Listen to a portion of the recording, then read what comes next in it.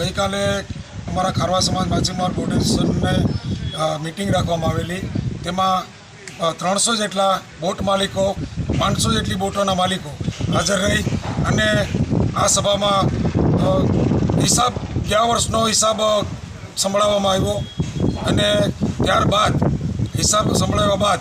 કે હવે અમારી મુદત પૂરી થાય છે એટલે નવેસરથી ઇલેક્શન કરવામાં આવે તો આવતા 5 વર્ષ માટે ઇલેક્શનમાં જે કોઈ પણ ચૂંટાઈને આવે એને રાખવામાં આવશે પ્રમુખ તરીકે। તો તમામ બોટ માલિકોએ સર્વસંમતિથી કોઈ પણને ફેરફાર કરવો નથી એવું કહી તમે આ 6 વર્ષની અંદર ખૂબ જ સમાજનો વિકાસ કર્યો છે, બંદરનો વિકાસ કર્યો છે, તો તમારે જ રહેવાનું છે એવું કરીને આવતા 5 વર્ષ માટે અમને ફરીથી બોટ એસોસિએશનના પ્રમુખો તરીકે નિમણૂક આપી અને જવાબદારી 5 વર્ષ સુધીની સોંપી છે।